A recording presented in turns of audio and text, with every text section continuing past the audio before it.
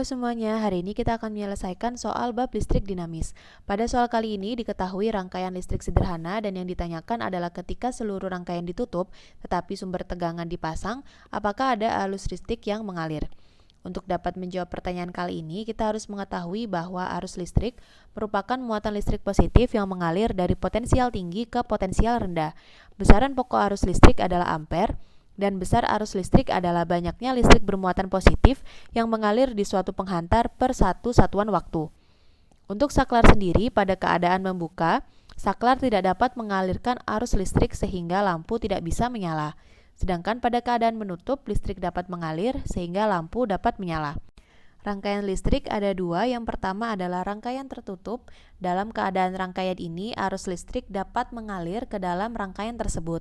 Hal ini terjadi ketika saklar dalam keadaan menutup, ujung kabel terhubung semua, dan sumber tegangan terpasang. Kemudian ada rangkaian terbuka. Dalam keadaan rangkaian terbuka, arus listrik akan berhenti mengalir ke dalam rangkaian.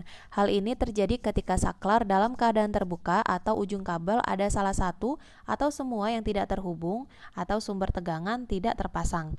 Kesimpulannya adalah jika sumber tegangan terpasang, maka arus listrik akan mengalir. Sumber tegangan yang terpasang merupakan salah satu syarat dari rangkaian terbuka. Berdasarkan penjelasan tersebut, maka jawaban dari pertanyaan kali ini adalah jika sumber tegangan terpasang, maka arus listrik akan mengalir, karena sumber tegangan yang terpasang merupakan syarat dari rangkaian terbuka. Berikut adalah jawaban dari pertanyaan kali ini. Terima kasih dan selamat belajar teman-teman.